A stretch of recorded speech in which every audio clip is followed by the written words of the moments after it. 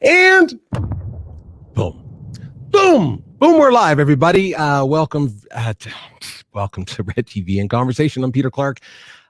Super pumped to be with you today and super pumped that you're here. If you're here for the first time, thank you so much for showing up. Super appreciate that. If you are returning, you already know what you're in for. So I super appreciate that because you already know. So that means you're coming back and I appreciate that. Thank you for showing up. Listen, super pumped today. Always pumped, but I'm going to just, listen, I got to be transparent here. Listen, I normally am really good with math, super good with math. I stole an hour from this person. I'm sorry, I stole an hour from this person. She's on the other side of the world, and I got my math wrong by an hour. And God love her. She showed up, not only on time, but then stuck around to tolerate me for another hour. So can you imagine that? So I super appreciate that. I'm so excited because this is the second time we've spoken, and so much has happened since we last spoke that I just wanted to have a show where we got into some really cool, interesting, important global topics. So I'm hoping that resonates with you as well. I think it's super important. The show we did was back in April, so you can look up that show and so on. But no, I got to give you a quick little rundown. It took me like 10 minutes to introduce her, but I'm going to show you. I'll give you a quick. She's the director of global communications and advocacy for IFAD. Okay, so that's basically the International Fund for Agricultural Development for the United Nations. Okay, she's basically a global change maker, advocate, public speaker. She's a strategist. Listen, she's also actually used to be a reporter. I mean, and she still is very much in media and in media demand, which is fantastic. She'll talk about something she has coming up this fall, somewhere in Dubai. So we'll talk about that as well. I'm going to show you everything you need to know about her on a Wikipedia page because she just has too much to talk about. Please welcome. I'm going to try it here, everybody. Hélène Papper. Did I say it? Papper. Did I help me? Hold on, I got to get you unmuted here. That's great. Your That's French close is getting enough. better every time we speak. You know, So you're being Canadian, so you know you've got. I know I'm Canadian, but I you know, francophone here and France francophone is so different. So Hélène Papper. Did I say that? Absolutely. Okay, see, that's what we're going to do. And I'm going to use Hélène today. As I say Hélène, I'm going to keep it that way today. Last show I call we were sticking with Helen, but let's go with Hélène today because that's the proper. And I want to do this. Thank you so much for sticking around. Thank you for joining me again to have this really super important conversation. You are in Rome. Always got to start out and ask you first of all, are you okay? Everyone okay? Your family okay? Health wise? Yes. Yes, we've been very lucky. Fantastic. And you've had a chance to travel a little bit. Have you seen any of your family? Have you seen everyone's kind of dealing with everything in their own way? Yes. Yeah, finally, you know, it's been a long time for everybody, right? And I think we were able finally to travel to France and to see my father, my brother, after years of not being able to see each other. So no, this was good. Yeah. And your son's okay? Everyone's good? Great. Yeah, he's a rock star. I saw him on the last show. He snuck in here in the last show. Good looking fella right there. That's a very smart kid too, of course. But look who he's hanging around with all day. I mean, come on. He's going to listen. There's so much to talk about today, and I mean, and normally, you know, we're on this show. I try to kind of go in deeper into the conversation with the individual, and we've had that conversation. So I want to make sure people know that we had a show back on April 22nd, everybody. So please look that up. You can and find out a little bit more about Hélène and who she is and all the things that we talked about during then. But we're going to kind of go in a different direction today. We want to talk about some of the things that a lot of the work that's being done, on the front line with what Helene is part of course, with UN and IFAD and so on.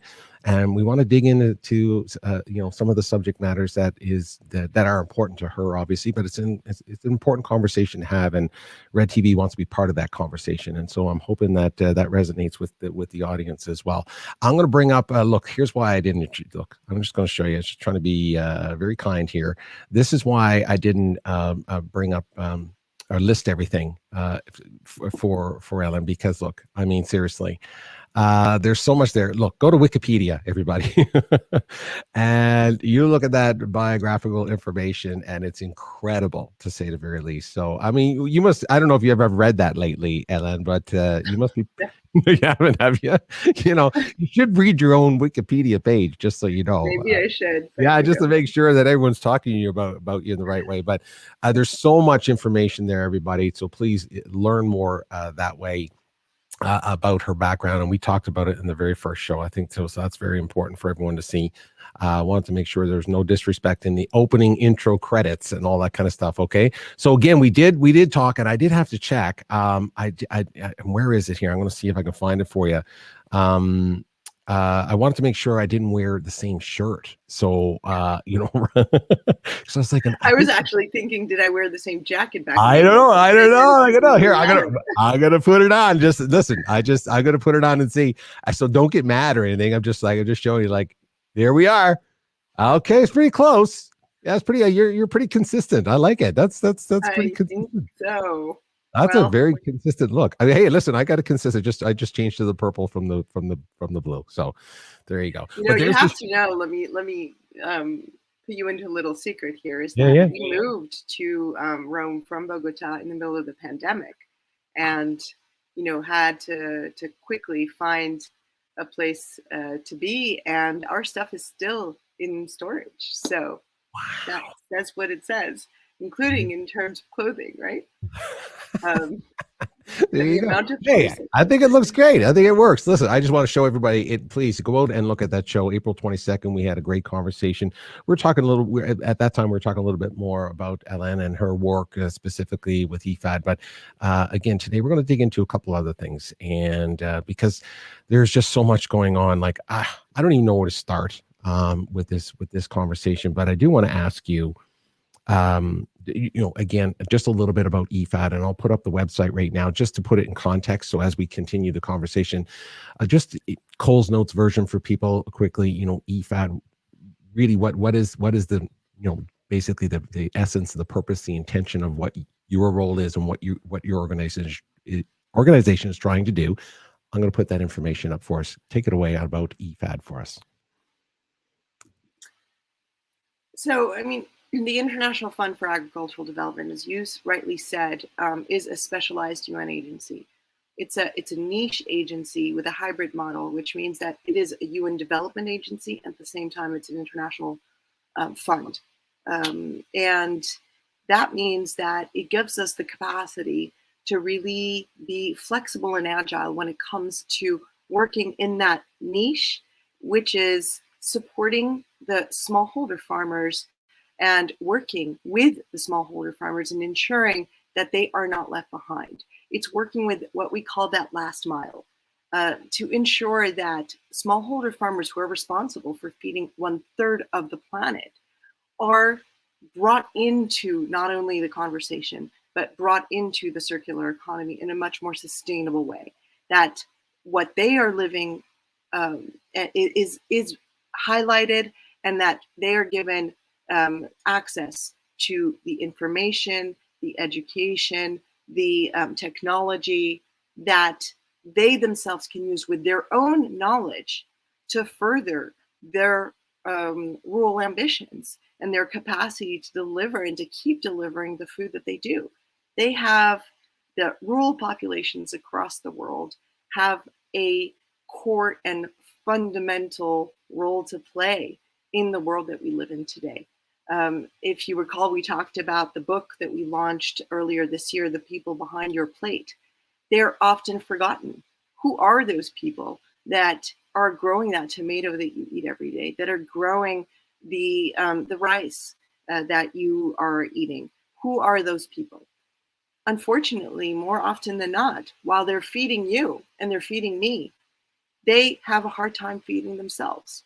And so there is a lot of work that needs to be done to make sure that today there are financial mechanisms and more agile ways of ensuring that they themselves can maintain their dignified quality of life, that they have access to the basic services that they need to continue also being a key part of what we need as a global planet, as a global, as a humanity and united.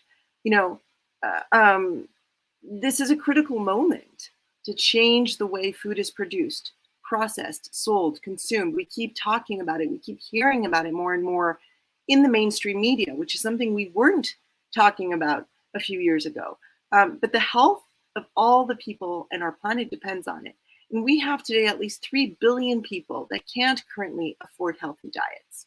There was a dramatic increase in global hunger in 2020. 1 in 10 people hungry due to climate change, due to conflict, due to poverty, due to the impacts of the COVID-19 pandemic. And that pointed to the fact that our global food systems are failing to sustainably produce the food in a way that gives all people access to healthy diets and decent incomes. And that includes the rural populations themselves in those most remote areas. And that includes specifically the women and the youth. So urgent change is needed.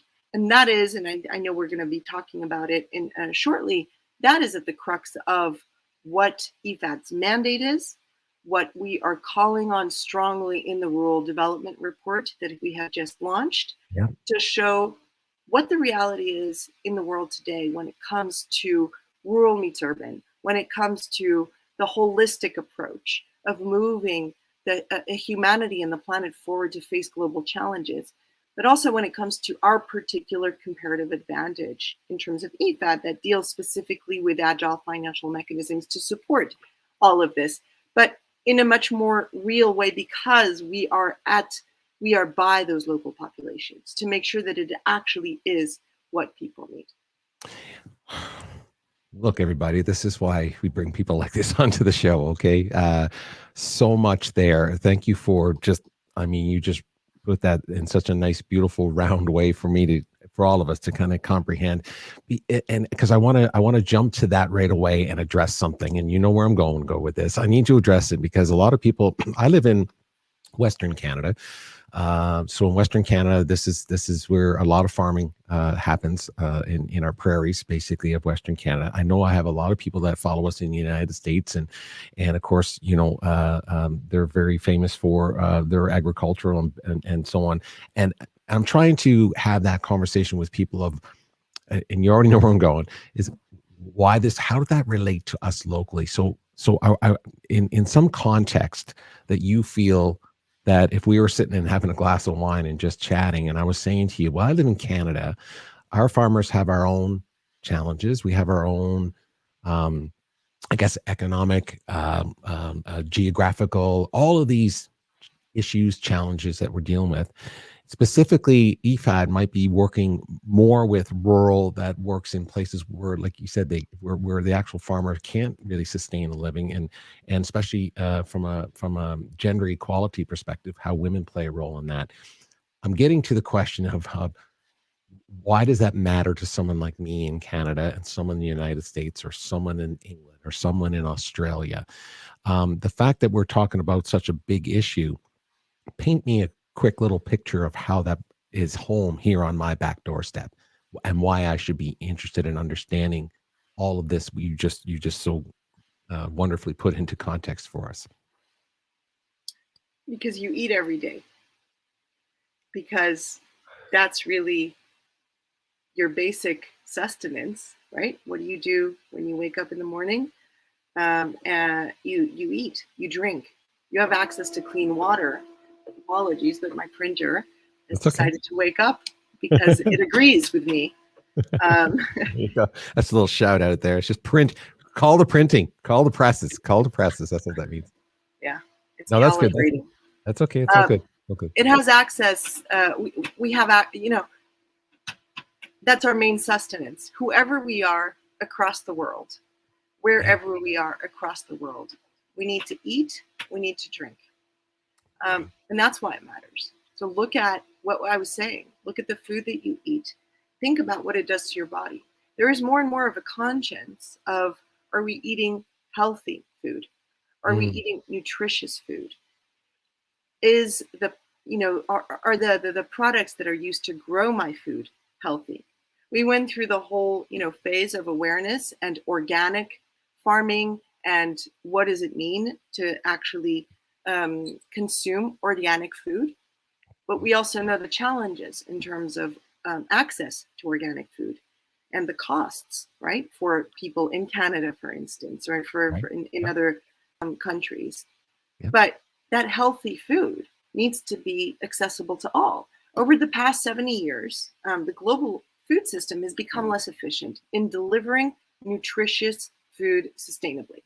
And so there's a focus now on producing calories at low cost that has been accompanied by growing malnutrition, increasing food waste, environmental degradation, right? This idea that we needed to produce calorie at low cost, it was to the detriment of nutritional values, of the food waste, etc., and environment. So we need to wake up and realize, and the farmers are the first to say this. The farmers are the first, and this we'll talk about as well. When we went out and spoke directly to smallholder farmers and asked them, what are you worried about? Their main preoccupation was not the dollar sign, actually. Obviously, that is, they need to have access to resources and to financing to keep sustaining themselves. But their questions were surrounded by what is the nutritional value of what I'm producing? Is what I am producing and what I am giving to my family and to my community healthy?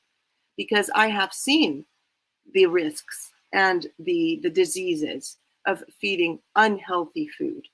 And so that is really at the heart of problematics right now. There's a growing concentration of power within food systems that, as the Rural Development Report and all of the experts that have fed into it have found, that has seen profits for large food companies significantly increase at the same time that the people working to produce, process, and distribute our food struggle to escape poverty and hunger are not being put into that equation. So we need to radically transform those food systems. We talk about from farm to fork. Right. That's why it matters. Right. Whether you're actually using a fork or whether you're using your hands. That's or right. Whatever ustensil you use to eat. And whether you're in Canada or elsewhere, right? I mean, what you just, I think I gotta tell you, like you just, that one sentence, because you eat every day.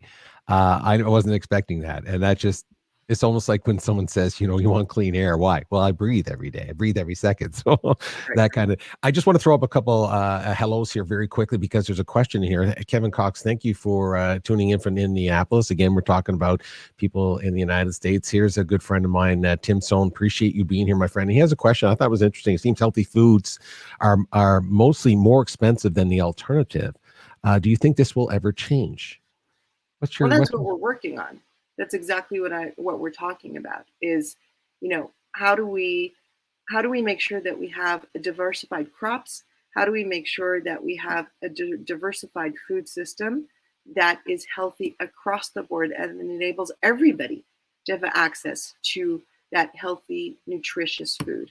How do we make sure that all of the corporations that are also part of the agro system and the agro industry abide to particular practices? And those corporations in the private sector and the small to medium-sized farming capacities are all very much starting to be aware and change their value chain production, right? And the way that they're moving forward. Even big corporations such as Nestle have just launched a new regenerative, solution, regenerative future in terms of how they deal with agriculture. You're seeing big companies take those steps. And so, of course, the cynics out there will say, yeah, but is that just because it's trending right now? And how do we, is it really happening? But there is a global consciousness. I think the pandemic has hit the world hard. I think that the pandemic, for all of the damage that it's done, has also led to this global awareness that we're all interconnected and that we need to care for each other and about each other, and that, you know, we are systems. We are people that feed into systems, and all the systems are interconnected. When we talk about the sustainable development goals, those 17 sustainable development goals, to end poverty, to end hunger, to have access to health, to have access to innovation, to be able to speed up on the delivery of this, to protect the planet, to create partnerships. That's the 17th one. It is a symbol of the fact that we are living in an interconnected world. And that interconnectivity means that all of the systems feed into each other. And if you take, it's like a puzzle. If you take one piece of the puzzle out, or one piece of the puzzle isn't following suit, then everybody else suffers from it. And I think that there is a shift, you know, and some people will say you're being too positive, but I do believe that there is a shift that is happening. And I do believe that the advocacy, the fact that we are pushing through with verified information, that we are feeding stories from the ground, that we are starting through ICT for development, right? These new communication platforms that we are currently using right now enables us to start sharing that knowledge to strengthen people's response, the companies' responses, government responses, policy and decision making. And that's what we need to continue doing. Yeah, you know, you hit it on the head, and Alex Bishop is here. He's saying, yeah, the pandemic bringing us together as part of the system and the systems themselves, and I think that was really what. Again, I'm repeating this because I need to keep pounded into my head of why these things are important. Why do they keep me up at night? Because I feel that they are so interconnected. They might be 1 degree of separation, but that's it. I mean, everything is so interdependent on each other.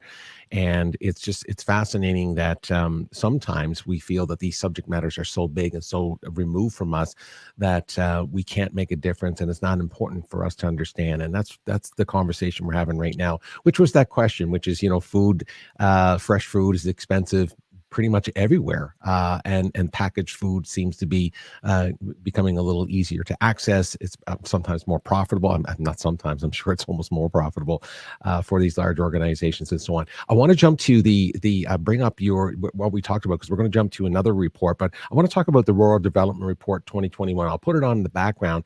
If you want to just give it a quick little overview, I'm going to spin through it. If there's something that stops, again, everyone, I bring these things to your attention because I want you to go out and do the research and jump on the website and have a look for yourself, because it's hard to cover all of these subjects in 5 minutes. But what we can do is shed a light on them right now, and that's the whole point here. So I'm going to bring up the report, which is basically the Rural Development Report 2021. I'll put that up, Hélène, and if you can talk to that, that would be fantastic. I'm going to bring it up right now. Let's talk about this report, generally speaking. What's hopeful in the messaging here that you can see? Basically, a lot of what we've just talked about is the intro to that report, right? That is the crux of the report. What we've just said, we've talked about the importance of putting the smallholder farmers back at the center of global realities, of funding, of financial mechanisms as a way to strengthen our food systems and to strengthen our response to global crisis. That's really what this report is about. But in a nutshell, we're talking about transforming agricultural systems and the need to transform agricultural systems for improved rural livelihoods. Small farms need to be at the center of the food system transformation for what we've just talked about, right? Investments must be made to enable small farms to boost their production using more intensive and sustainable techniques, which include becoming resilient to climate change, rewarding them for providing ecosystem services that help maintain our resources, such as maintaining healthy soil, regulating pests, because, you know, we have to think about the fact that farms of up to 2 hectares produce 31% of the world's food on less than 11% of the farmland. Wow. Boom. Smallholder farms, wow. And I'm going to repeat this because it's so important for people to just imagine it. Small farms, smallholder farms, so that's 2 hectares or less produce 31% of the world's food on 11% of the farmland. So it's really time to make sure that they are at the core of how we evolve further. We need to also unlock the potential of the food system midstream, the vast network of economic activity between the farm's gate and the consumer's plate, right? To make sure that there is a sustainable way forward for all of the people who are part of that chain. And that means increasing food processing, storing, transporting, trading opportunities for rural people, providing them with the chance to diversify into off-farm employment. Governments need to support growth of local, rural, small and medium-sized enterprises. This will help create jobs, especially for rural youth and women, and give small-scale farmers new ways to access markets and provide healthier foods. You know, again, on average, midstream employment accounts for 25% of rural employment, which is particularly important for women. And we have to promote healthier diets for poor people. Why? Think about, and again, I want to take a step back. During the pandemic, when everybody feared for their health, Sure, people stayed home. And yes, people stayed home, but also people got sick. Unfortunately, people died. And that affected every single industry. It affected the capacity for children to have an education. It affected the capacity for us to access our basic needs and basic services that we were so used to. And the world is just starting to come to grips with all of this, right? So if you do not have healthy people, who is going to be working to make sure that the next generation is healthy to survive and to move forward? If we don't have healthy people who are producing that food that we're talking about, then we're basically giving up not only on them as part of our future and their future, but we're also giving up on that capacity. At least 3 billion people today suffer undernourishment, nutritional deficiencies. This is a consequence of the failure of food systems to make nutritious diets available and affordable for all. So there are solutions. What can we do? Governments can use tariffs, taxes, subsidies, public procurement to shape better nutritional outcomes, focusing on nutrition-rich foods. They should also invest in information, in education, including promoting dietary guidelines and behavioral change efforts. Small farms tend to grow a large number of those crops and varieties compared to larger farms that tend to monocrop, which means that they maintain a higher level of agrobiodiversity. When we're talking about sharing that information to promote the importance of small farms, that's that kind of information that needs to be at the core and center as governments makes those decisions in terms of those tariffs and taxes and subsidies we're talking about. yeah. You see, right? Like just when you say that, it just brought it home. And when you think about, I'm thinking about Canada. You know, when we talk about exporting and importing, you know, whether it's wheat or these kinds of things.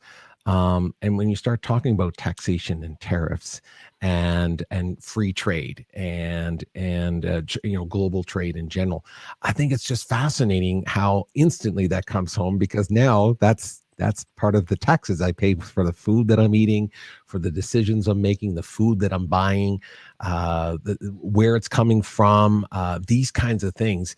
That right there, just what you just mentioned about, and isn't it funny how automatically money catches your attention? When you reach into someone's wallet, you capture their attention. And I guess, it comes back to, you vote with your wallet, you vote with how you spend and buy your products and services, including your food. So I just wanted to bring that up, because when you started talking about that, I was thinking that might, some people might think, well, tariffs and taxes, what does it got to do with me? Well, you're paying for them. I mean, it shows right up on your bill when you go to the grocery store, and those kinds of decisions that you just make. I don't mean to be spinning through these just so that, I'm putting them up as you're speaking, because I want people to see how in depth this report is. And it's just one of these amazing, I think it's an eye-opening experience for anybody to go through. And again, related to the fact that this is just part of the overall system that we're talking about globally. We're all in global trade now, and it doesn't matter what part of the world you're living in. This comes right to your doorstep. It comes right to your grocery bill, and shows up on your plate. And there's the connection between those bigger issues you just talked about: sustainability, gender equality for women specifically in rural farms, and so on. And you talk about climate change, and these all of these are so part of that jigsaw puzzle you talked about, that any one of them moves the needle tremendously. I'm gonna jump away from this one, because I also want to bring up something that you've posted recently, and I just thought it was interesting. It's a powerful thing, and I'm going to talk about Global Citizen in a second as well, because IFAD was represented at Global Citizen, which is a 24-hour music festival gathering, just happened a few days ago. I know you posted about that, which is great. I want to talk about that. But one thing that you posted about recently, I'm going to see if I can find it here, because you are such an advocate for this. And again, this is going to blend to a couple questions that are coming. One of them is about, I mentioned it, gender equality. And I just thought it was interesting. You posted this, and you're such an advocate. So I love this, promise to speak up for gender equality. You speak and are so supportive of the idea of, again, anything to do with farming, growing food, and so on, how it's connected to in most communities, and most communities are women. Women are actually running most of those small businesses and farms and so on. And gender equality has been so important for you in general. Can you just speak to that very quickly? And again, I'm not trying to say it quickly, but why is this such a big issue? When sometimes we think they're two different issues: gender equality, and now we're talking about food sustainability and prosperity. Yeah, we go back to the idea of indivisibility. Why is gender equity so important? Because it's 50% of the planet. The same as, why is rural development important? Is because we eat every day. Well, we are 50%, if not more, actually, of the planet today. So that's 50% of people who participate in the world that we deliver for the next generations. And so they have to have an equal footing. They have to have access to the same opportunities, because not only are they part of the workforce and our environments and our sustainability, but women and men both have very significant added values to the way that we shape our world going, since forever. I'm not even going to say, going into the future, because it would sound as though women didn't have that role. They've always had that role. I always say, and something that I'm trying to counter, we always talk about the work that we do and the necessity to empower women. And I always say, actually, women are empowered. They find themselves in disempowered situations. Women across the world, in the most remote areas of the world where I've been to, in conflict zones, and this is what I'll be talking about, because of course, I've evolved across my career, specifically focusing in post-conflict and conflict areas, to now working on this global, rural development. But they're very much tied to each other. And the women that I have seen in all these different areas of the world, across cultures, in the most difficult conditions, are leading the way in terms of providing sustenance and survival for their families. And doesn't mean that men do not have and do not play a role in that as well, but women are there to figure out ways to mend the gaps, to try to pacify, to try to exchange that knowledge, to make sure that they are supporting the survival of themselves and their families. Women are the primary farmers and smallholder farmers in many instances, but they don't have access to land rights. So that is also something, and not everywhere, but in some areas, they still don't have access to land rights. And that is something that we need to keep moving forward. How is this all connected? Again, because when you do not have access to the basic sustenance, right? The basic services. If you are not part of that conversation, if you feel you are powerless, what ends up happening? That's when tensions rise. That's when communities get together and feel that they have no other option but take weapons and start conflicts and ignite conflicts. Because what happens when you don't have what you need to survive, you fight for it. Yes, you do. It is a human, natural, next step. It's if survival, you have isn't no it? other option, it's survival. Yeah, it's survival. We're back to survival. We're back to survival. So when we're talking about, and I'm looping it back, we need to go back to the core of what shapes our world. We need to listen to each other. And that includes listening to rural people, but it includes listening. We need what we're talking about right now. We're talking to each other. We need to listen to each other. We need to exchange thoughts and ideas. We need to share knowledge. When you were talking earlier about the rural communities in Canada, and we're talking about also the Indigenous people, right? Mm-hmm. We lead at IFAD, the Indigenous Peoples Forum, and the Indigenous people have been at the heart of rurality and the rural knowledge that we can leverage, because Indigenous peoples, whether they're in Canada, in the Americas, and across the world, have a tremendous amount of knowledge of Mother Earth. And Mother Earth as it faces droughts, and as it faces floods, and as it deals with climate change. We have the platforms and the technology today to make sure that those voices are listened to and heard, and that there is an exchange of information. Yeah, this is listen, this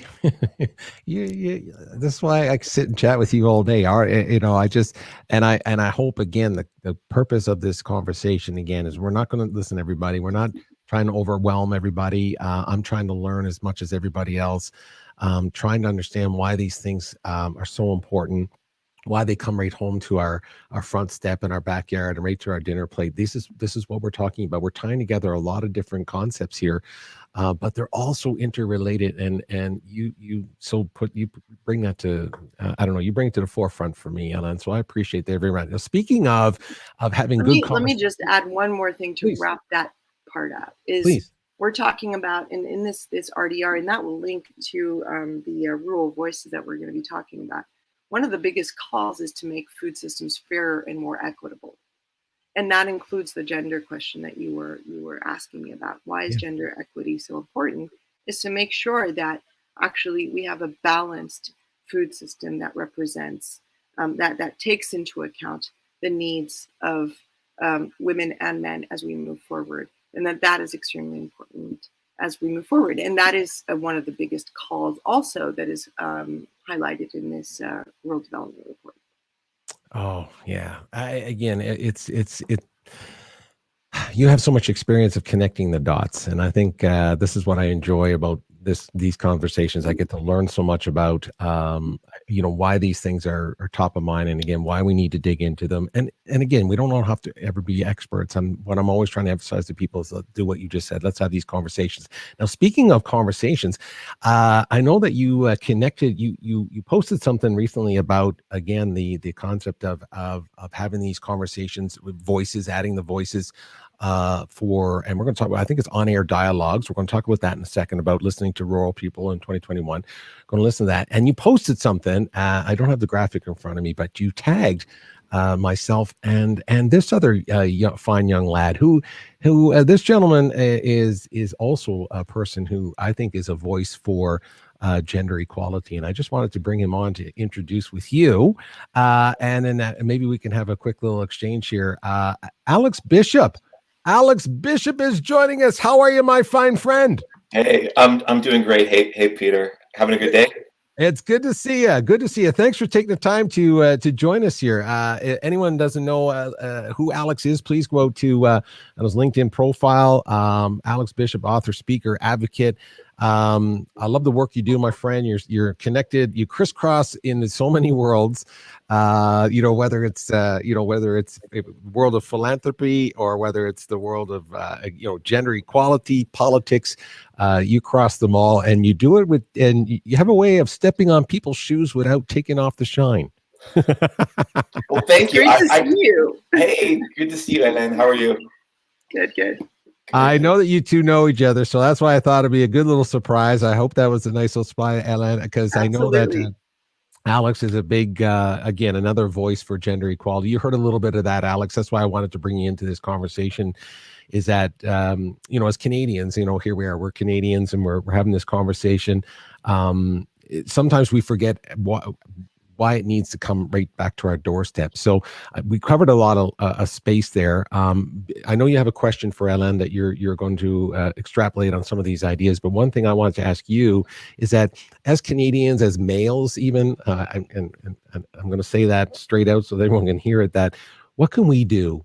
What can we do to be more part of this conversation? Like, and I mean, it could be simple. What can we do as males? What can we do as Canadians? What can we do as global citizens to have that conversation about gender equality? Oh, that's a great question. These are things I think about a lot. I think the first thing we can do is recognize when folks are doing things, like guys are doing things from a position of gender-based violence or just inequality. We call it out. I think that's the simplest and most important thing that we can do on a day-to-day basis. If we see people say things that are misogynistic or their actions that are inconsistent with equality, then we need to speak up. I think the second thing we can do is realize that if we do have a network, or if we have a voice like I guess the three of us do on this show, we need to leverage that to actually create outcomes to benefit women. So for me, I write, I do some on-air stuff. So I think it's important that when I'm on air and I see something happen in the world, I call it out. The second thing I try to do is, because I'm in the finance world as well as having a government relations company, we try to bring capital to bear to create social goods. And I think wherever our network is, I think we need to leverage that for the benefit of folks who maybe don't have, who are overlooked or who don't have the same voice. Yeah, fantastic. And I appreciate you mentioning that. I'm recommending everyone go out on your LinkedIn profile, please, and just look up Alex and the connection to the financial side of it. Really, really important to, like you said, lend a voice and have a helping hand to people that just literally just need, some advocacy, if you will. So they need to be just put in the right place at the right time in front of the right people to be helped. I know you have a question for Hélène. Do you want to add anything before he has a big question for you, Hélène? Anything you wanted to add what he just talked about there when it comes to, the financial side of it? Because I know that's a big part of rural development, obviously. Yeah, Alex is a very, very strong voice, but also he's the symbol of what it means to think innovatively. We are all looking at new and innovative ways to address this global crisis, and that includes diversifying financial mechanisms to make sure that women and youth and the most remote communities that are often left behind are given that capacity to enter the circular economy. They have the knowledge, they have the ambition, they oftentimes know even more than us, but they do need to have the pathways to enter that economy. And so we need to diversify our approach, and it cannot just be based on a kind of government, only a type of government leverage sustenance mechanism. The private sector, private capital needs to be integrated into that to be able to strengthen this approach. And that's why, and Alex is doing a lot of work on that. How does private capital, private equity, how does that fit into these global funds that will help strengthen that approach to ensure that no one is left behind? How do they take part in the conversation on, for instance, one of the solutions we're putting forward, which is public development banks and the impact that public developments can have in terms of reaching those those smallholder farmers and that green economy and that green funding. A lot of ESG investment, right? A lot of impact investment is starting to ask itself, okay, how do I make sure that my investment is green, that it is going to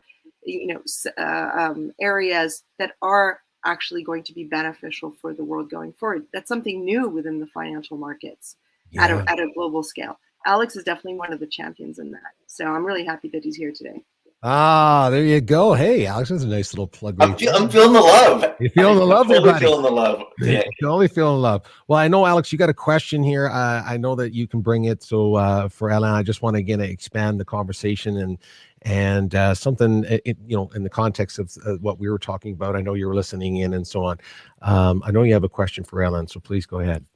Yeah, just quick land acknowledgement. I'm coming to you from the traditional lands of the Haudenosaunee and the 𝗟𝗏𝗃. So I'm coming to you from Southern Ontario, Canada.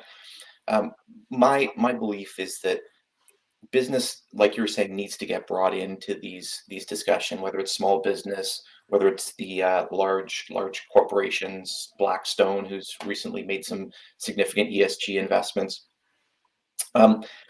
I also further believe that there's a way to communicate effectively with business so they understand that socially good outcomes actually can be business benefits as well. I think about how the United Nations Declaration on the Rights of Indigenous Peoples has become, for the Canadian mining industry, a way that they've seen a faster way to do business. I'm noticing when you're talking about gender equality, specifically related to maternal health, I think there's some work being done in those areas where business and government are working together more closely. So what do you think how do you think we can speed this up? How can we do a better job bringing business into the equation, bringing private capital into the equation to create these socially beneficial outcomes? Well, I think it's really telling business and speaking out, and showcasing to business owners and investors that how they invest and the quality of their investments and where they put their money is actually now at the core of concerns in terms of consumers, right? Consumers are looking at this more than ever before. The youth will make and take different choices depending on how green and how environmentally conscious and how savvy that income is being directed. We're in a different phase. We're not in this, we're not. I'm not going to say we're out of the materialistic era, but definitely there is a new consciousness in terms of making sure that there is a traceability in terms of what you're buying, what you're consuming, traceability in terms of the health and nutritional values when we're talking about food, but also in terms of the clothes that we wear and where it comes from and who is behind that and what are the practices that are being leveraged across these big companies to make sure that there is a sustainable practice and a healthy practice that goes back to the people that are behind the clothes that we wear, the food that we produce, and so on. And people are paying attention to it. More and more people want to know that story. And more, the consumers who find out that the practices are not the ones that should be are starting to make choices and investment choices that are different. So in the end, businesses are starting to notice that if they want to continue being successful, they have to own up to the practices that they put forward. That's one. But also, the impact of the choices they make in terms of the carbon footprint, in terms of the health of the planet, affects them directly as well.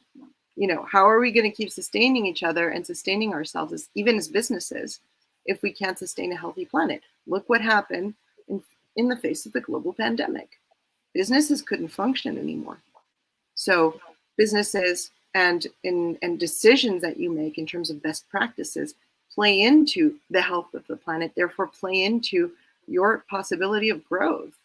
And so I think that the more that we talk about it, the more that we showcase that interconnectivity and that we connect those dots, which is something that's very much at the core of my being, at least, the more I think we can move forward together and cohesively. And we're starting to see that. We're starting to see a lot of changes in terms of business capital thinking.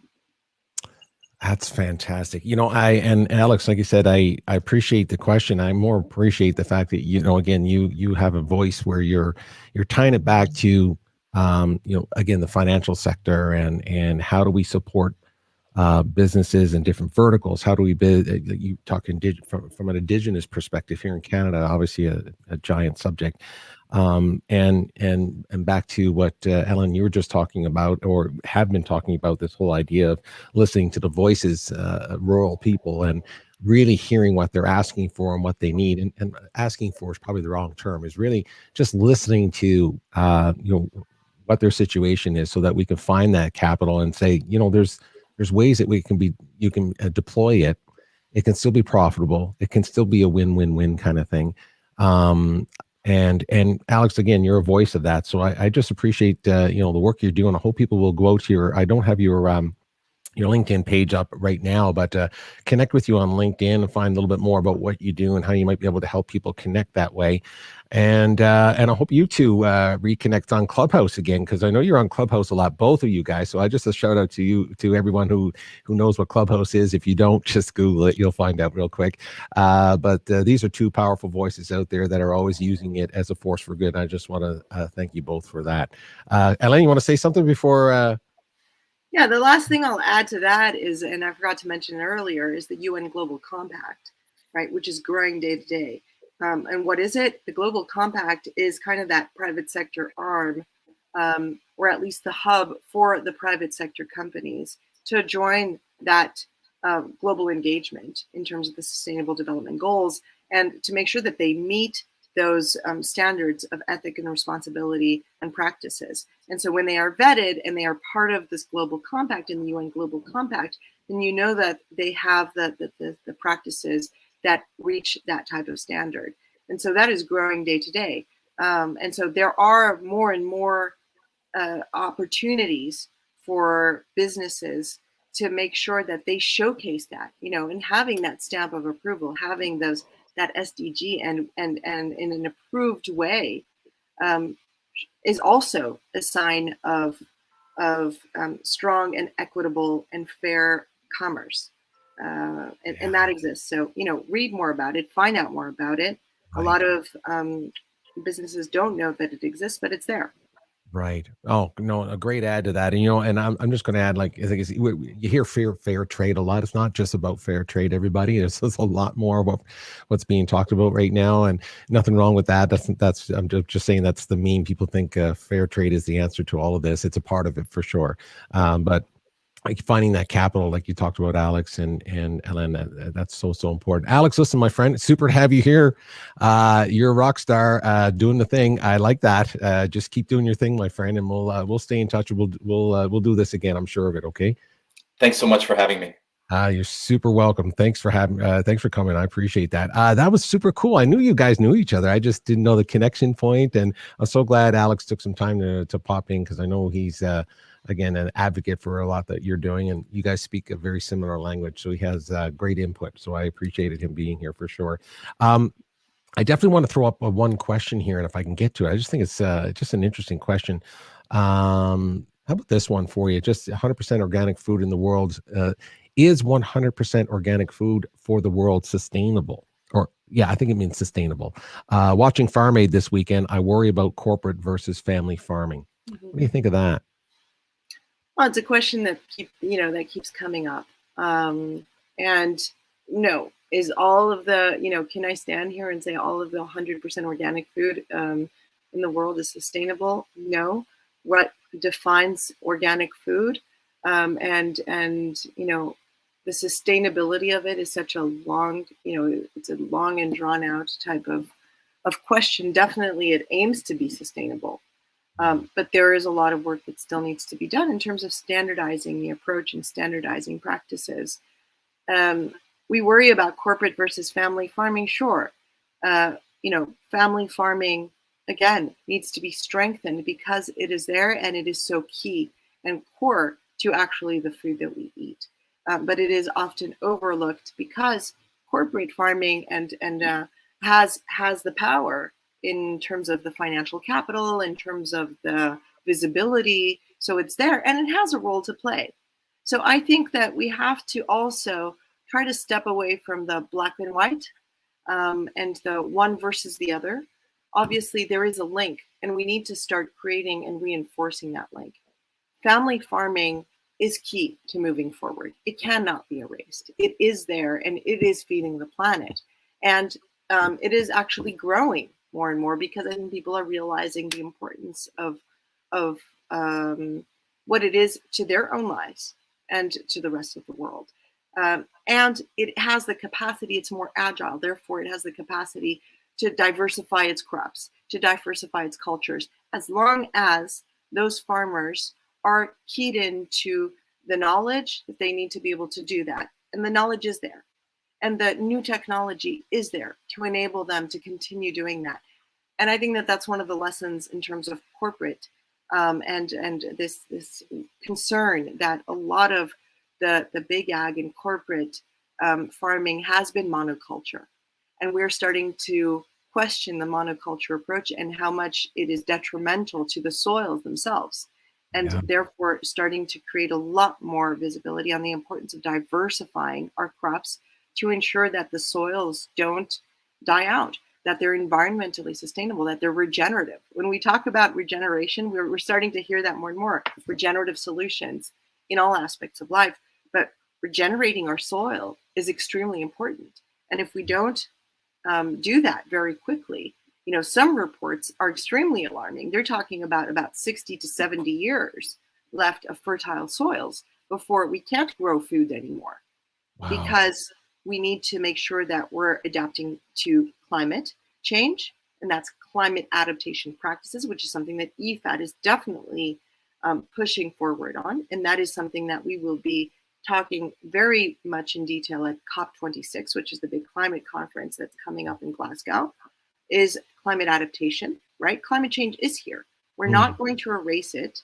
We need to deal with it. We need to adapt to it. And then we need to make the right decisions and the right choices to curb it, to curb the effect of it, and to reduce, the speed at which it is degrading our planet. But it's there. And so what is the impact that it's having on our soils? And how can we start changing our agricultural practice to ensure that our soils keep regenerating themselves so that we can keep growing the food that we need? That is at the heart of the discussions today. And at the same time, there is a global call to start, providing new and innovative solutions to food systems, to be able to take food and grow it outer space. Because we also need to start thinking about the future and thinking about solutions where we can start growing food in other types of contexts in case. And that is something that is very real. It's very rare. It's almost it's almost science fiction, but it's science happening. Fiction and scary, and But at the same time, the fact of being able to ensure that we have strong, new innovative technologies that work outside of zero gravity actually reinforce their potential on Earth, and so there's also that discussion happening. It's going to happen also in Dubai at the International Aeronautical conference that's taking place on the margin of the Expo 2020. The big Universal Expo, where that conversation is starting to happen. How does space enter within this global discussion of strengthening our food systems and regenerative agriculture and regenerating, our capacity to deliver for the planet? Big. These are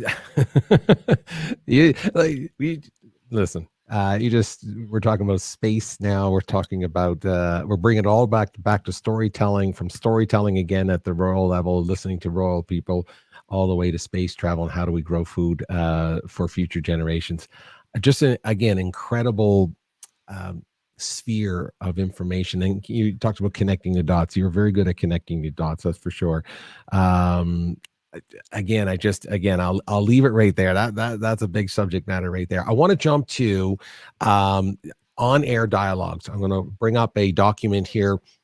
It's basically highlighting this concept, this report, and I want you to I'll just scroll through it, and please just give us some highlights here about listening to rural people 2021.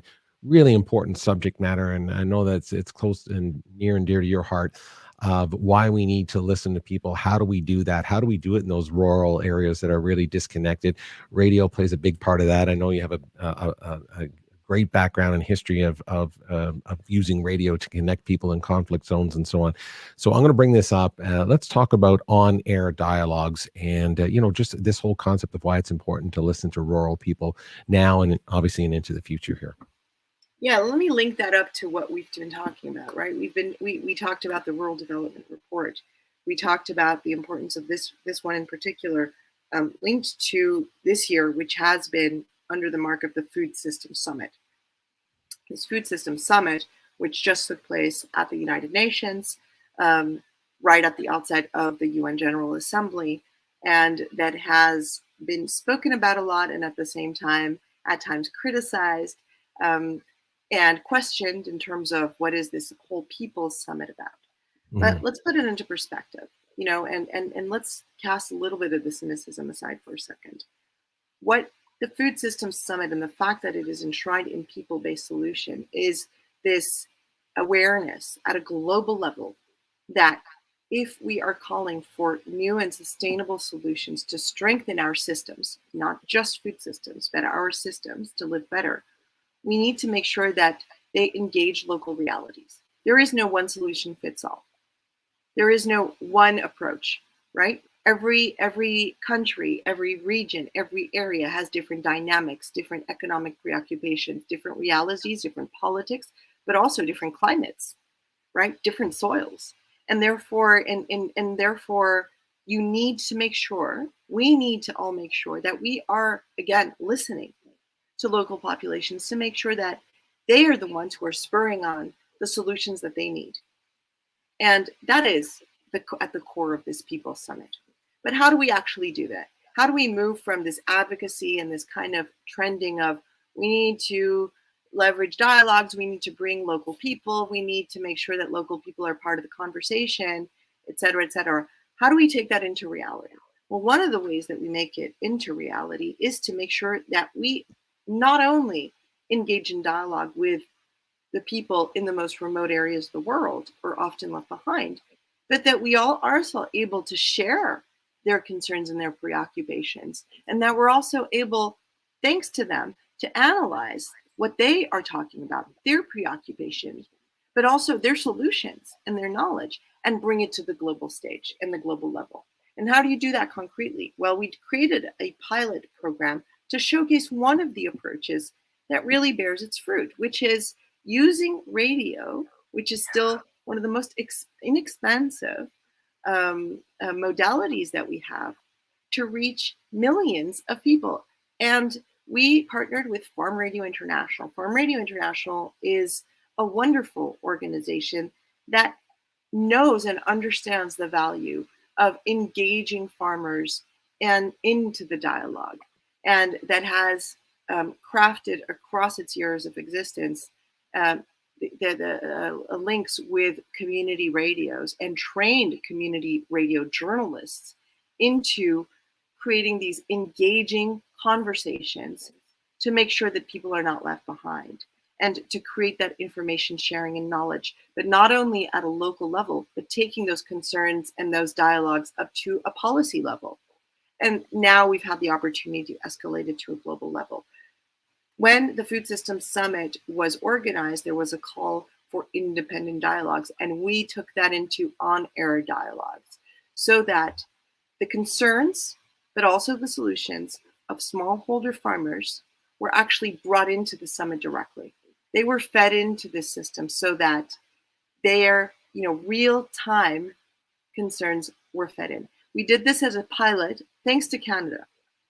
The Canadians are actually the most advanced, or some of the most, one of the countries that's the most advanced in understanding the importance of the people-centered approach and understanding how that dialogue is important.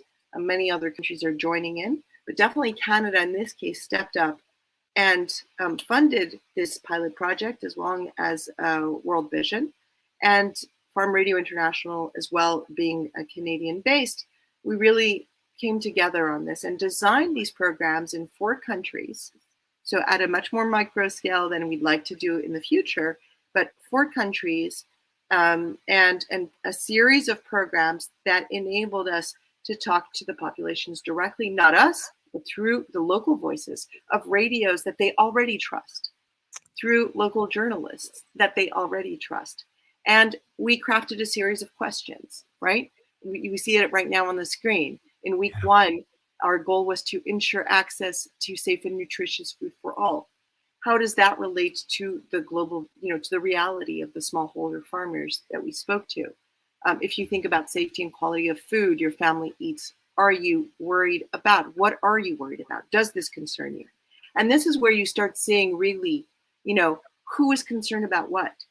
Right. Women, men, the youth, the fact that this does concern them and how, the questions that they're asking in terms of the pesticides, and that information that they need, the worries that they have and what concerns them the most. So, and I can go on and on about this, but we had many questions crafted across these 4 countries, which I think you have in the report, which include Uganda, Ghana, Tanzania, and Burkina Faso. That's right. Yeah. And right.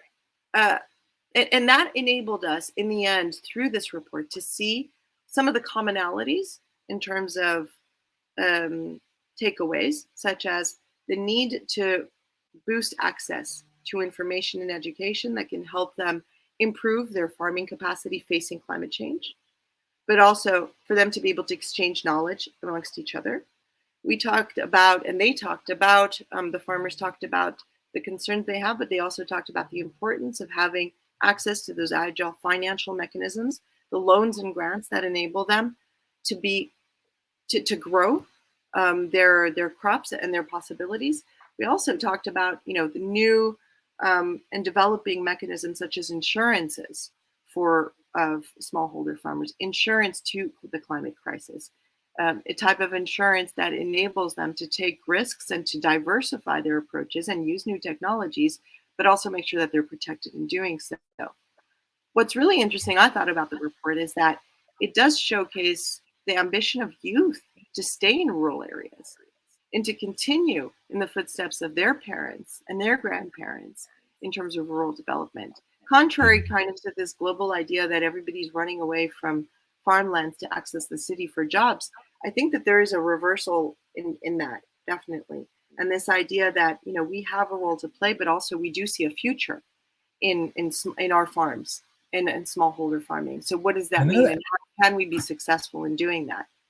And that's everywhere, by the way. I mean, if you think about it, just what you just said, I mean, a person who has a farm here in Canada, a family farm, is obviously concerned about whether, the next generation can actually make that a sustainable business. Can they actually make a living at the family farm? And so again, this question here, number 2, is like, what will farming look like for today's children? So again, just it's a global question. It's not, we're using, obviously data from parts of the world like Tanzania, Uganda, and so on. But I mean, this could be right here in Western Canada. The same kind of question is, what does it look like for the future of your children to run and operate that farm? It's right back onto our doorstep. It is. And in the end, rural people, what we're learning from these populations are unique and yet can be applied, right? So Yes. what we'll see that in these 4 countries, if you look at the statistics, the priorities are slightly different, right? In one country, what their main concern is to access new types of loans and grants and the financial mechanisms. Another country and another group of smallholder farmers, they're more concerned about the nutritional value, but also the chemicals and the pesticides and so on, because they have suffered directly to that. And so, it also indicates, as you move forward in terms of solutions, where you need to go. But at the same time, you take it you take a step back and you see that a lot of the lessons can be applied in terms of concerns across the globe, right? So access to inputs and markets, access to financial services, access to technology and information, increased resilience to climate, economic, and health shocks. That's really what's coming out of this. And that's therefore should be able to be brought up at the global stage so that the decision makers and the private sector that we were talking about and the types of investment actually respond to those needs specifically. The right investments in small farms result definitely in sustainable and innovative ways of producing food. And we see that through this report. We see through this report the importance of listening to rural people. If we want to fix our systems, including our food systems, we have to listen to the people who work in them. And that is one of the concrete ways of doing it. Because I've heard time and time again, okay, yes, but how do we actually do it? Well, you know what? We can do this. We can do this. Just let's grow this, and make sure that we create those dialogues and that we take the lessons from them and that we analyze and share them, and then create the educational and information platforms that enable us to address those particular concerns. That would be a great step forward. It would enable us to make food systems fairer and more equitable. It would enable us to address the crises that we are seeing today. Yeah, I see. It's again, you put it so succinctly. You have this perspective that I appreciate listening to, and I hope again, for the listeners and for anyone who is again trying to figure out how this affects me. As I was scrolling through that report, as you talked about the things that you're learning through these reports, they might be very unique in geographically and regionally, for example, but they have a universal message. They have a universal theme. I saw one of the questions while I was scrolling through, was best usage of water, for example, the questions of how do we best use our water, for example. And my goodness, I mean, water issues around the world. I mean, we're on the brink of where that is going to be the next, the conflict area. I mean, it is a conflict area, access to fresh water and clean water and so on. But that alone, again, drops right back to our own backyards for everybody. This is not an issue just in, sub-Saharan Africa or, places that are dealing with drought or maybe conflict. It's in our own backyard. I mean, California, for example, going through an historic drought right now, and different parts of the world are doing that right in the heartland of what we would think would be Western civilization, where we're, quote unquote, we have all the technology and all the answers, yet we're still battling with the same questions. So again, I just wanted to emphasize that, because sometimes these things seem so overwhelming, and we might be talking about a very specific region of the world, but they end up on our backyard and they end up on our plate. I'm glad to see World Vision Canada there, just so you know. I've done some charitable work with them. Myself and my wife, we went to Rwanda under the flag of World Vision Canada. So we know that organization, and Canada Food Security Policy Group. It's good to see. So it's good to see. I'm glad you gave a good shout out to Canada, because it's always nice to see when, again, parts of the world see Canada as leading the way, and it doesn't really matter who leads, by the way, everybody, just someone to pick up the flag and keep moving forward. That's what we need to do. So I appreciate those shout outs that you gave there. And again, I love the concept of radio, because everyone, again, having access to a radio signal and being able to get it out to the most isolated areas of the world is still one of the great technologies of the world. What we're doing right now is probably a little different if you don't necessarily have internet, but you can always normally squeeze a radio signal into some of the most isolated places, and that's how we can create these conversations. So I thank you for bringing and linking that to new technologies. Let's not forget that, right? And the importance that it is to boost investment in new technologies, because you link radio, which is, like you've just said, the absolute core of how you get to those most remote areas, internet or no internet, access or no access. But you link that to mobile technology that is, even with very low bandwidth, something that is reaching now more and more the rural, the most remote areas of the world. And in other types of technologies, even without bandwidth, that are being used and developed to make sure that there is a link between what's coming out on the airwaves and the capacity to generate knowledge and information and share that at a global level. And that is extremely important. And then ICT for development is something that is much, much broader than that. But it is now developing. It has the capacity now to really reach those smallholder farmers, to be able to engage them and to look at, how is the soil going? How is their capacity to face climate, the consequences of climate, and how to adapt their particular approach and their particular farming to the changes based on climate. And that's thanks to ICT, Yeah. to communication and new technologies for development. And that is also something that we are very much working on in terms of developing further. So it's, again, it's tying the dots. And again, it's tying this technology of us using our voices. I mean, that's why I love the fact that it comes back to radio. I mean, it comes back to this. It comes back to being able to speak into something that goes out somewhere, is received by someone, and it opens up that dialogue. And radio is that it has a nostalgic feel to it, but it in many places around the world right now, it's cutting edge technology of reaching that population. And let's face it, we need to figure out ways to connect everybody's voice. And if that's the time we're living in, it's not just social media where everyone deserves to have their voice heard. It's every part of the world, because we have the technology to do it. So to your point, I mean, being able to use, bring it all full circle and so on.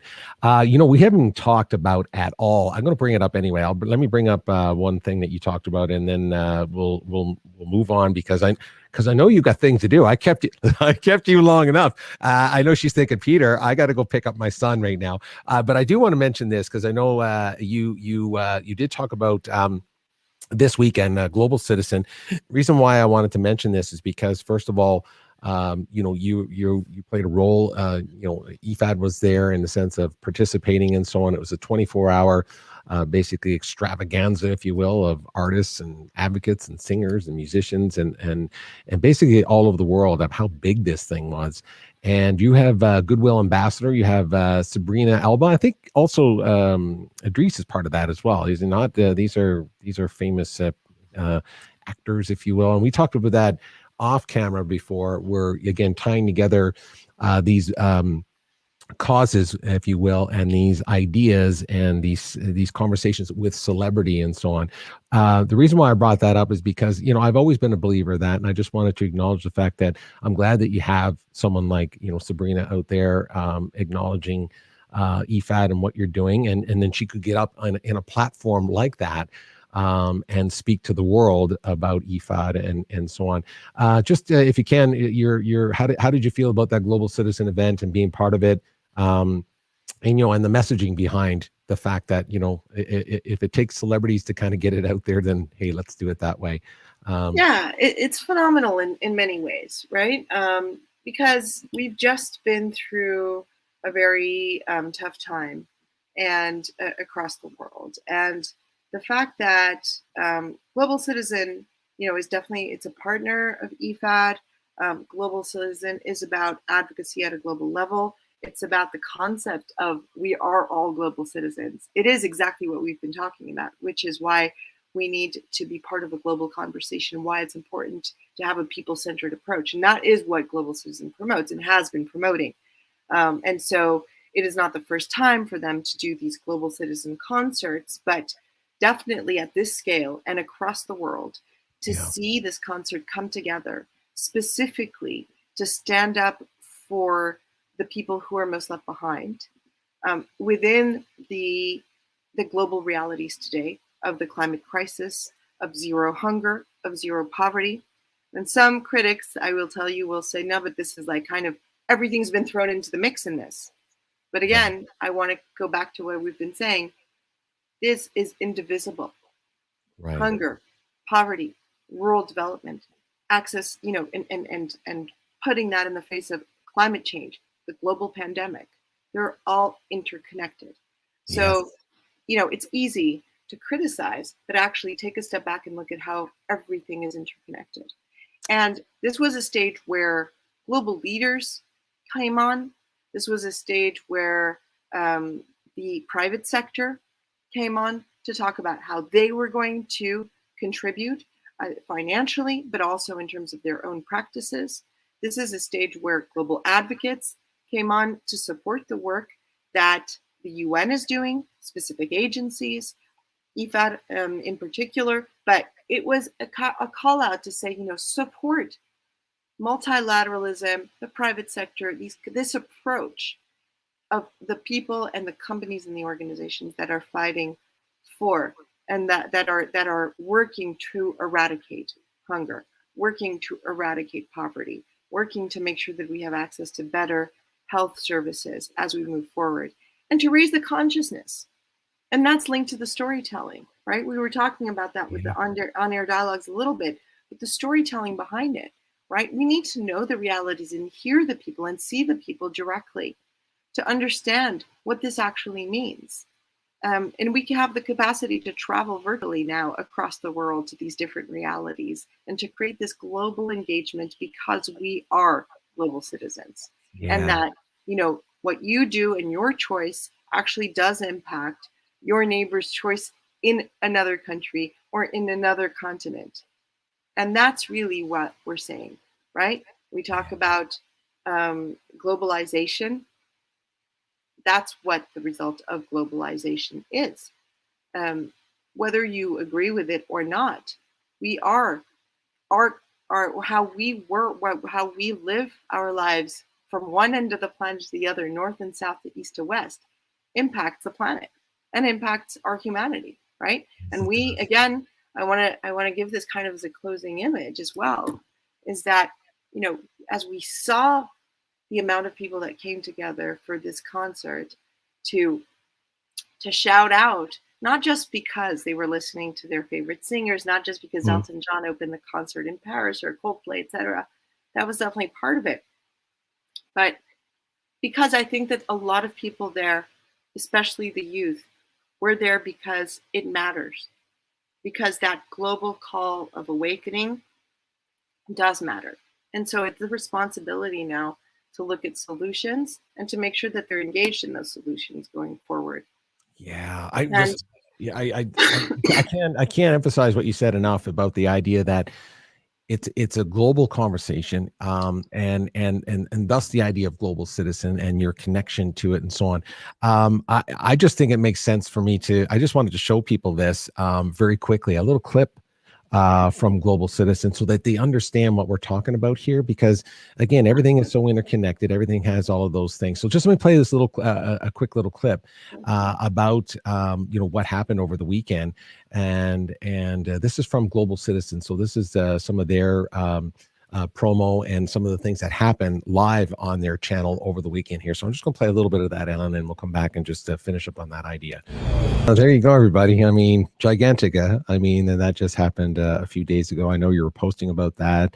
I know that, again, your ambassador, Sabrina 𝗟𝗶, was up there. 𝗟𝗶 spoke about IFAD. So again, this is tying it all together, everybody, what we're talking about. Everything that we're talking about is not so distant and far away from us. It's right here in our backyard. Go ahead, Ellen. Yeah, with a great singer also, 𝗟𝗶𝘃𝗲𝗿, who is from Benin, and they both went on stage specifically to advocate for rural women, right? And the shout out to make sure that that the world and that countries support the work that we are doing, in particular at IFAD and beyond, to strengthen the capacity of rural women to deliver and to be protected and to be part of the global conversation as well, right? So rural women and girls are too often still left behind. And so it was extremely important to be able to have that space. You know, it was definitely, it's important. It's important. And for those who will say that advocacy does not matter, for those who say that, you know, it's a lot of talking but no action, you know, talking leads to thinking, leads to action. It does. It leads to it, because that's also what decision makers look at in terms of what their constituents are speaking about. And if the constituents are not keyed in to some of these problematics that we addressed on this global stage, then how can they share their concerns and demand action from their leaders? And their leaders are therefore looking at what matters to their constituents. So it's a loop, right? It's a circle. It's full circle, right? And it goes through education and information. Yeah, and you know, for me, the glue always, and maybe I'm biased, obviously, as you can see over my shoulder with instruments. I mean, music and artistry and these kinds of things have a way of being able to bridge that conversation. Let's face it. I mean, it's a tough sometimes conversation to jump right into climate change, for example. But if you're in a space where you're sharing music and thoughts and ideas and artistry, those themes can be discussed in a different way, but yet still very meaningful and in a way that triggers you to go out and do your own research and do your own investigating and finding out what's important to you and so on. So that's why I love the idea. Anytime, let's face it, I mean, since 1985 and, you know, Live Aid and these types of things, it's still an important thing to have artists using their voice to speak out. So that's why I just think it's important.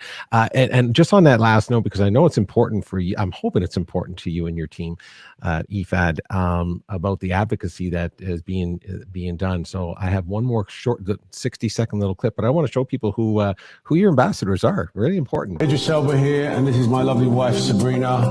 We need your help. Global hunger is on the rise. Rural communities of farmers around the world are struggling to produce enough good food. And climate change is about to make this stark scenario even worse. In Africa, as we speak, the continent is suffering its worst hunger crisis in more than a decade.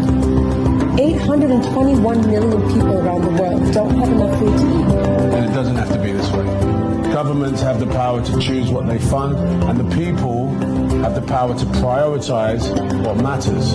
To solve an old problem, hunger and famine, we need to shift our thinking.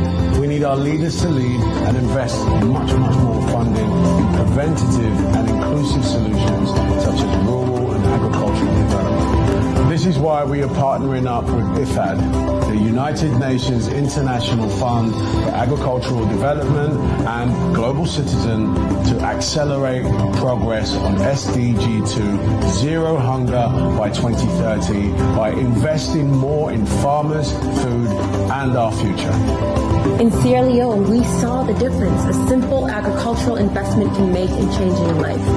We met a woman like Khadija, who received training in rice production and can now send her children to school. We met a father who went from being on the brink of poverty and hunger, but through receiving a financial loan, could buy a plot of land and start a small farming business. He used those funds to take care of his family. Global citizens, we need your voice. Now, world leaders, my message is simple to you.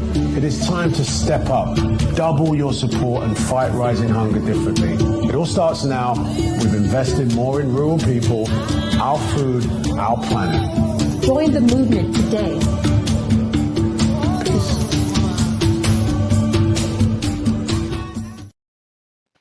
There you go. Important work being done. So I wanted to tie that together for anyone who, global citizen, IFAD, all of these things were talked about. Voices from rural communities, radio, technology, infrastructure. We talked about capital, finding capital, and supporting gender equality. They're just all so connected, and I so appreciate the work you do, first of all, and on the work that you do, and then being able to, take the time to try to connect those dots for people like me, and hopefully the listener and the viewers that would find some of this showing up on their doorstep eventually, so that they can feel, you know what, I am a global citizen. I need to be part of this, and maybe even it's just learning about my own backyard first. But whatever it is, these conversations need to happen. So I just want to thank you for that. It's just been a pleasure to chat with you. Here is another quick question, or sorry, we need to shift our thinking. Indeed, awesome stuff. Zero Hunger, Suzanne. Thank you, Suzanne. That's Suzanne Heaton. She has a very cool company called Motivated by Nature. So it's all about getting back to nature and in health and wellness and these kinds of things. So I appreciate you being here, and I knew you would appreciate these kinds of conversations and so on. Hélène, we're almost finished. I gotta listen. Last time you were here, first of all, thank you for all of that. I mean, I don't even know where to start with that, but we have so much to share with other people, and again, I hope we get some more opportunity to bring some of your partners in and maybe continue these conversations down the road. I know Red TV wants to be part of that. I mean, that's what I always feel my voice is supposed to be used for. is a force for good, and if I can amplify a message like this, I just think it's time, well invested and well spent for me. That's for sure, as a human being. So I appreciate that. The last time you were here, we did this or that. Do you remember this or that? Oh, I remember. Yeah, she's thinking, oh God, I remember. Well, we can't do that because we already did this or that. So now we already know this or that. But I'm going to go somewhere else with you, just not for long. It's just like a couple. Okay. Just a couple of questions. I just think it's time to go a little deeper. That's what we're going to. So we're going to go deep. We're going to go deep with Hélène.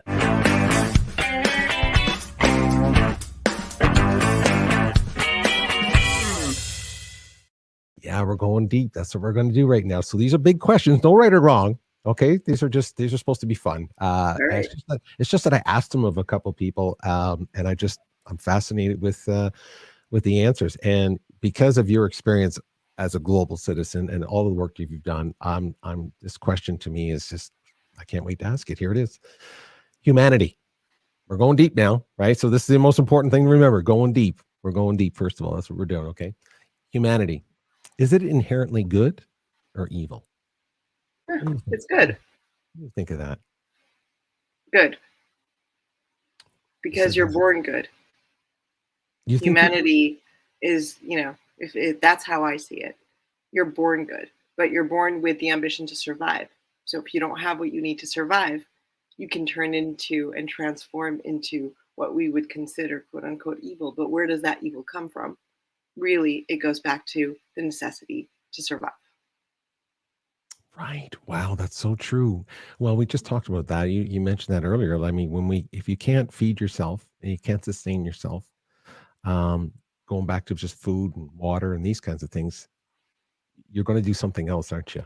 I mean, I know that you've lived through that with IFAD because you see it in conflict zones, and most of the time, people will pick up arms and do things because of resources and things they don't have access to. So I have to put a little bit of a caveat in that, just because I know exactly what some people would be saying. Please. When I say that, because they're going to be talking about all of the people who definitely have all the riches of the world and who are evil.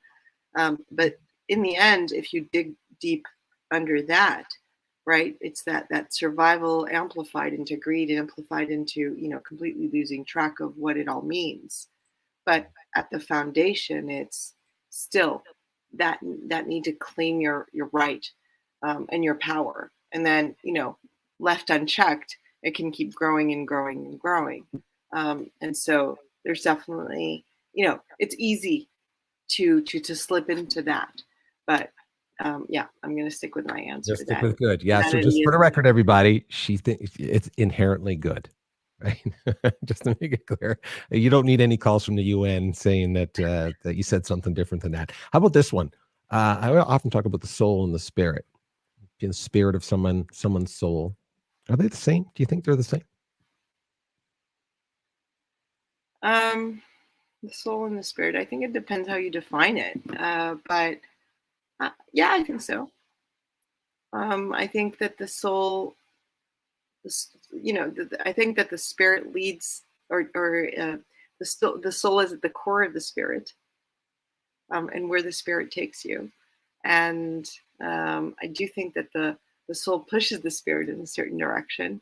So I think they're interlinked. Are they the same? It depends. Maybe depending on the reality, the spirit takes another direction, but the soul remains true to its being. That makes any sense. Hey, listen, it all makes sense. We were talking about souls and spirits now, so I mean, whatever you want to say makes sense. It makes sense. No, listen, it's a tricky question. I love that question. And anyway, I've asked other people. I appreciate that. That's it. Hey, here's the last one for you. What do you think happens when we die? Honestly, my question, I get that from my son, who's 8. And I say, the sky's the limit in terms of the answers out there for that. I actually do not think that there is a definite, nobody can say that there's a definite answer. Not me or not anybody else. Now, everybody has the right to their own belief in terms of what happens when we die. And you have to respect everybody's core inherent belief of what could happen or the possibilities. Or some people will be absolutely, certain that there's life after death, that you move on to another dimension, that there is nothing, and that you just go back to Earth, and that there's absolutely nothing, or that there's a soul. You know, who really has the answer to that? At least not I don't. And you know, for those who are absolutely certain they have the answer, then good for them, because it maybe helps them ground themselves in something that will feed the direction that they choose to take their life. I don't have the answer for me personally. Well, that's why I'm asking. I don't know either. That's why I'm asking the question. Hey, and listen, it was just about going deep. That's all it was. Last time we did this or that, I wanted to make sure we had an opportunity to have that conversation. Just those are just great questions, because I know, again, we were just talking about everything that you do. You are so informed when it comes to these global issues. Questions like that also just reminds us we're all just human beings. We're all just trying to figure it out. And we're all here just having this similar experience, and we're just trying to figure things out. I so appreciate having you here today. Do you know how much I appreciate that? It's been so awesome. You've given me so much of your time. And for the record, everybody, I got my international dates wrong for the first time. And this beautiful soul showed up an hour early. And I had to come clean and tell her I gave her the wrong information. So there you go. There's humility in action right there. I so appreciate the extra time.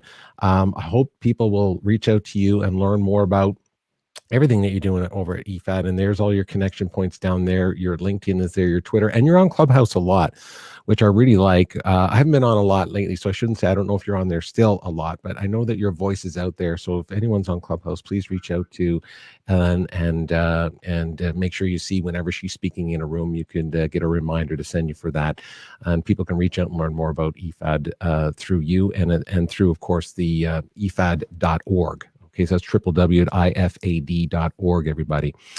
I hope we get a chance to do it again. Is there anything that you wanted to add to anything that I didn't bring up right now? I know you got wait a minute, hold on. A quick throw to you. You have something coming up in Dubai. Tell everyone about this. Storytelling in Dubai. Yeah, just very quickly. So that's coming up with the Universal Expo, right, which was delayed with COVID. So it's Expo 2020, which is actually starting in October. And that is going to go over through from 2021 to 2022.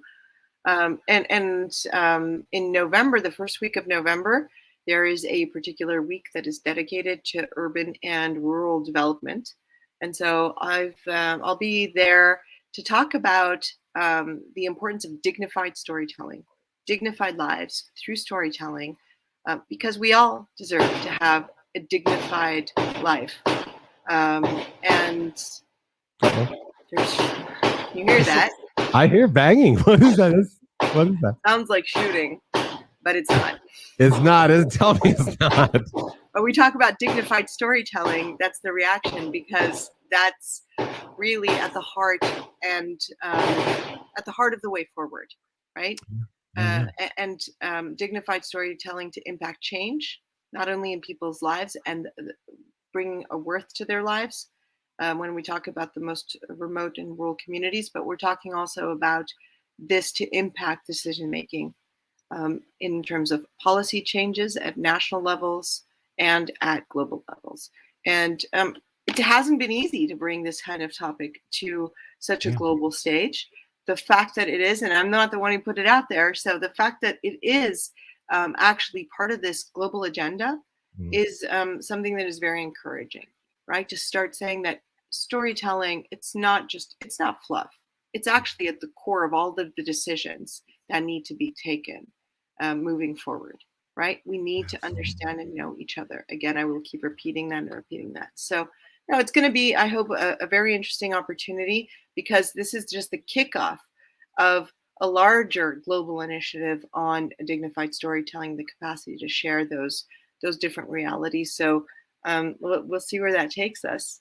And excited that will lead us then into COP, where we will be there to move the climate adaptation message forward. So there's a lot of things happening as we close off the year. Definitely. Oh no, it's great. And again, I love this idea of dignified storytelling. I'm glad that you're part of that. You're on the front line and you're able to tell those stories and you're able to connect those dots. And it's important that you're connecting with people like you to tell those stories. And hey, here we are. Hopefully we'll do it again on Red TV and tell more stories and dig into some of these stories in the future and so on. Thank you so much for all that you do. Thank you for spending all this time with us and educating us and enlightening our understanding of how all these dots are connected and all these pieces to the puzzle fit together. I so appreciate that. And I hope we get a chance to do it again. Say hi to your son. I hope he's doing good. I know he's waiting for you, so I got to let you go. And it's just always good to stay connected. Let's do this again. Hey, and next time you talk to Sabrina, let's get her on and chat more about whatever she's going to be doing for your ambassadorship, because anyone who can amplify whatever you're doing, let's keep getting the message out there. I think it's super important. And shout out to Global Citizen for recognizing that over just with the recent event that they had and having you guys part of that. So you take care of yourself. Take care and keep doing what you're doing as well, because not a lot of people actually take the time to do this in a longer format and to do it in a different way. I think it's important to understand that, you know, we need to have those dialogues, whether it's in this format or in others, whether it's in top tier media or more globalized and people-based media. And we need to be able to connect the dots on that as well. So I think it's really important. And what you're doing and the role that you're playing in that is taking, going back to the roots of information and dialogue, which is extremely important. Yes, social media. Yes, the 10-second tweet and the 15, etc. It's part of shaping the conversation, but it's part of leading it to this, right? To taking the time to actually delve into issues, whether it's with me or any of your other amazing guests, but hopefully that can also be a model for others as we keep evolving the information and the way forward on information, because we see how disinformation is killing us. Right. And so we need to reopen these spaces where we talk about and we have the time to engage in real, honest, and concrete kind of dialogues. Yeah, thank you for that. Appreciate that. And again, it's that's part of what I feel my mandate is for my soul. We were talking about that earlier, is to be use it to amplify good in the world. So if we can have these longer form conversations, I want to be part of that. And so I appreciate you recognizing that. Thank you very much for that. Thanks everybody for watching. Thanks for all your comments. Thanks to Alex Bishop for jumping in. And listen, everybody, just learn, take a little bit of what we talked about today, dig in, find out how it affects you, how you can be just part of the solution. Again, being a global citizen, and that we can all participate somehow, some way. Take care of yourself. And as we always say, hey, you know how we always say here is just be kind out there, everybody. Just be kind. I'm going to end it off with my little trip over to Rwanda. And I've seen, we talked about World Vision Canada today. So there you go. This is my little trip over to Rwanda. Be kind, everybody. We'll see you next time. Cheers. Ciao. So I found a new friend, and we traded a pen for this soccer ball. And I thought it was really nice because I just gave him the pen because he'd been helping me throughout the day to learn Kinyarwanda. And he's a very smart boy, knows English very well, very good English. Yes. So I gave him a pen, which they love pens, and 10-15 minutes later, he came back and gave me a ball for the trade. So I just thought that was really, really cool because I didn't ask for it. So Umapira. Yeah, Pira. Yeah, so he gave me that. So I'm really, really happy about that. And I'll be bringing this back to Canada. And yeah, I thought it was awesome. He's a really, really, really clever kid. He's going to be an English teacher. Professor. Yeah. That's it. Thank you. Thank you.